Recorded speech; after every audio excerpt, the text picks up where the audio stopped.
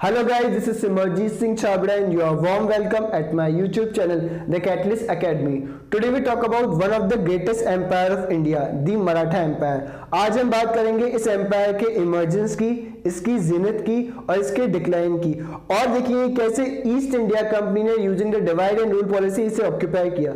So let's start. चलिए lesson start करते हैं. इस लेसन में हम पढ़ेंगे इंट्रोडक्शन ऑफ मराठा एम्पायर के बारे में, थर्ड बैटल ऑफ पानीपत के बारे में, एंग्लो मराठा वॉर्स के बारे में and end of Maratha empire के बारे में. इन 18th सेंचुरी मराठा इंडिया की सबसे स्ट्रॉन्गेस्ट पावर थे and after occupying the Mysore, अब कंपनी की नजरें मराठा एम्पायर पे थी, but they know very well कि ये उनके बस की बात नहीं है. वो मराठा पावर को एंग्लो मैसूर वॉर में देख चुके थे and they were too powerful to overcome. पूरी मराठा कॉन्फेडरेसी 5 सरदारों में बैठी हुई थी जो अलग अलग डायनेस्टी से बिलोंग करते थे.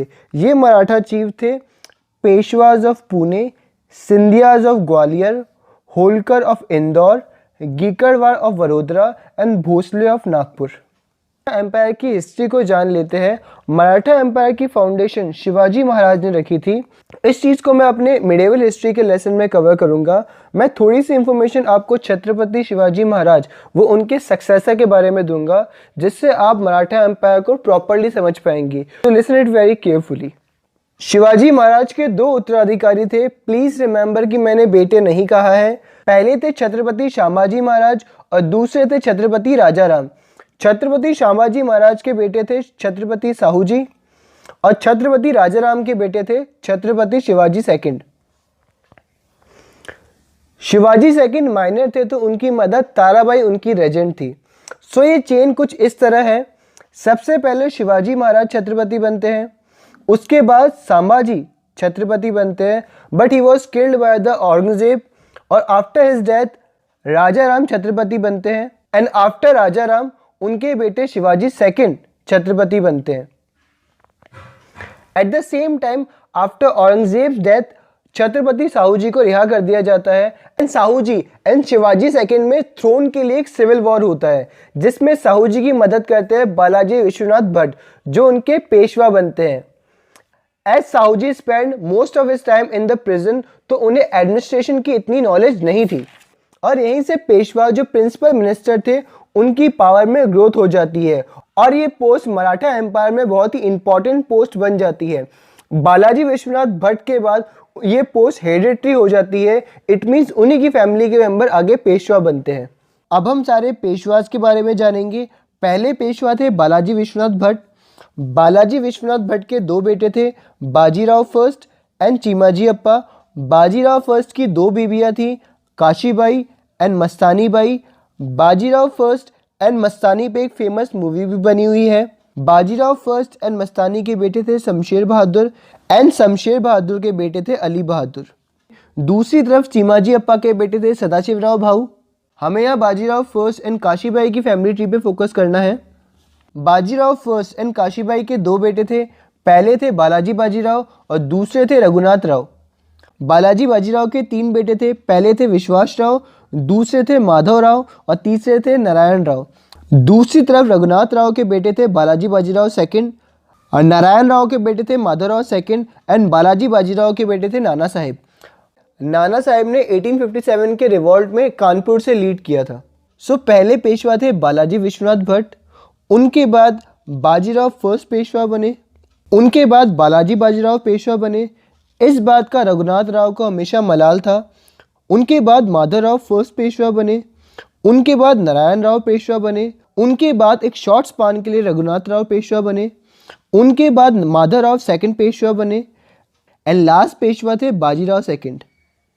अब हम बात करेंगे एक एपिक बैटल की जिसने पूरी इंडिया का पावर इक्वेशन बदल के रख दिया, यानी थर्ड बैटल ऑफ पानीपत की. ये 18th सेंचुरी की सबसे बड़ी बैटल्स में इंक्लूड होती है और तब तक किसी भी वॉर में सिंगल डे में इतनी डेथ कैजुअलिटी कभी नहीं हुई थी. ये battle Durrani empire and Maratha empire के बीच हुई थी एंड दुर्रानी एम्पायर की फोर्सेस को लीड कर रहे थे अहमद शाह अब्दाली. ये अब्दाली का 5th एंड लास्ट एक्सपेंडिचर था Abdali was a good diplomat. उसे पता था कि वो अपनी फोर्सेस के साथ मराठा फोर्सेस को कभी नहीं हरा सकता। सो उसने कन्विंस किया रोहिल्ला चीफ नजीमुद्दौला को एंड नवाब ऑफ अवध सुजा-उद-दौला को, जिससे उसे एक बूस्ट मिला क्योंकि अवध के पास काफी कैवलरी एंड आर्टिलरी थी, which became one of the major cause of defeat of Maratha. वहीं मराठा फोर्सेस को लीड कर रहे थे Sadashivrao Bhau along with Peshwa son Vishwasrao, chief Malhar Rao Holkar and Ibrahim Khan Gardi. Unlike the Abdali, Marathas ने कोई भी एक्सटर्नल सपोर्ट नहीं लिया था। अगर वो चाहते तो नॉर्थ इंडिया की बड़ी powers like Rajput, Jat and Sikh के साथ अलायंस कर सकते थे, बट राजपूत मराठास के हाय चौथ एंड सरदेश मुखी से वैसे ही परेशान थे। जाट राजा सूरजमल ने मराठास के सामने सपोर्ट का प्रपोजल भी रखा था, मगर मराठास ने मना कर दिया। फिर भी आफ्टर डिफीट राजा सूरजमल ने मराठास की काफी मदद करी और सिखों ने अब्दाली को बुरी तरह हराया when he was returning to Afghan and free many captive Maratha womens. In the third battle of Panipat दोनों ही साइड हैवी डेथ कैजुअलिटीज हुई थी। मराठास ने अपने कुछ बहुत ही बेहतरीन commander like Sadashivrao Bhau, Ibrahim Khan Gardi and next Peshwa Vishwasrao खो दिए थे, जिससे प्रेजेंट पेशवा बालाजी बाजीराव को बहुत बड़ा शॉक लगा और कुछ दिन बाद उनकी भी डेथ हो गई और अफगान आर्मी बहुत कमजोर पड़ गई थी, वो भी यहां ज्यादा टाइम टिक नहीं पाई। इसके बाद अब्दाली में और वॉर लड़ने का पोटेंशियल खत्म हो चुका था और ये इंडिया में उसका लास्ट अटैक था। इस वॉर के बाद मराठा इंटरनली एंड एक्सटर्नली दोनों तौर से कमजोर हो चुके थे, क्योंकि पेशवा बालाजी बाजीराव की डेथ के बाद उनका भाई रघुनाथ राव पेशवा बनना चाहता था, मगर उनका दूसरा बेटा माधवराव पेशवा बनता है और इस इंटरनल कॉन्फ्लिक्ट का फायदा उठा रहे थे Mysore empire, Nawab of Hyderabad and specially British empire. But under the leadership of the Madhavrao Marathas की पोजीशन काफी हद तक सुधरी and they got their glory back. But ये सिचुएशन ज्यादा टाइम तक नहीं चल पाई and in 1772 after death of the Madhavrao उनका छोटा भाई नारायण राव पेशवा बनता है और साथ ही शुरू होता है उनके चाचा रघुनाथ राव का पेशवा बनने के ambitions.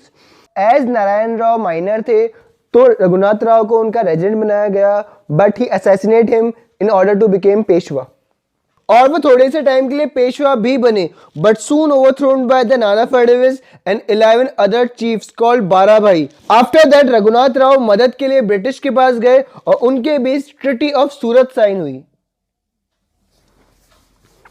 According to this treaty British Raghunath Rao को पेशवा बनने में मदद करेंगे।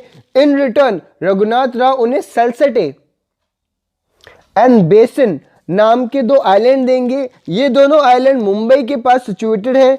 इसके साथ ही सूरत एंड भरूच के रेवेन्यू राइट भी उन्हें देने होंगे और यही ट्रिटी कॉज बनती है फर्स्ट एंग्लो मराठा वॉर का। बट इस वॉर में ब्रिटिश वॉर हार जाते हैं।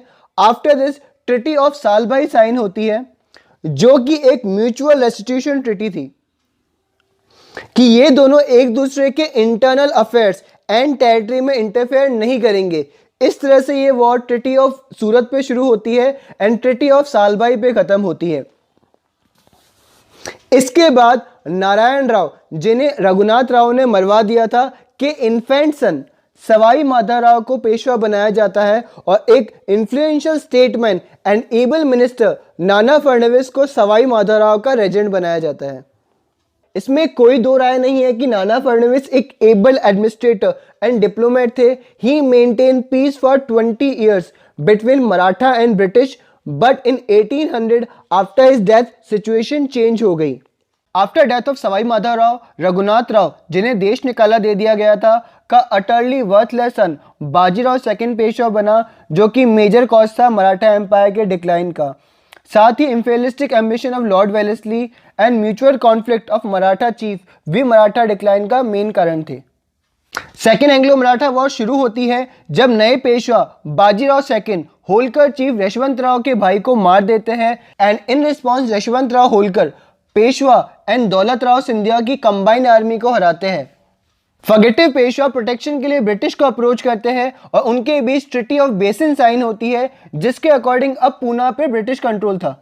अब तक कंपनी ने सिर्फ पेशवा को सब्जुगेट किया था मगर मराठा चीफ अभी बाकी थे और एक साथ ये मराठा चीफ बहुत पावरफुल थे, उन्हें एक साथ हराना कंपनी के लिए मुश्किल था। That's why company used the divide and rule policy. Company fought separately with these chiefs. तो कंपनी ने भोसलेस को बैटल ऑफ अमरगांव में हराया और उनके साथ ट्रिटी ऑफ देवगांव साइन करी। सिंधियास को बैटल ऑफ लालवाड़ी में हराया और उनके साथ treaty of Surji Anjangaon sign करी। होलकर रिमेन इंडिसिसिव, उनके साथ ट्रिटी ऑफ राजघाट साइन करी। While Gaekwad remain neutral. इस तरह company got control over Orissa, northern region of Yamuna, Agra and Delhi. Maratha chief and Peshwa इस ट्रीटी से जरा भी खुश नहीं थे। They want their pride back. इसलिए पेशवा एंड मराठा चीफ्स की कंबाइंड आर्मी ने कंपनी के against third Anglo Maratha war लड़ी, बट इस वॉर में मराठा बुरी तरह से हार गए एंड आफ्टर दिस पेशवा को एब्डिकेट करके एनुअल पेंशन पे कानपुर भेज दिया गया। In this way British defeated the mighty Maratha empire using the policy of divide and rule. और वो हिंदू एम्पायर जिसकी नींव शिवाजी महाराज ने रखी थी और इंडिया का बहुत बड़ा हिस्सा जिसके कंट्रोल में था, अब वो ब्रिटिश कंट्रोल में आ चुका था। फिर भी मराठा रुके नहीं।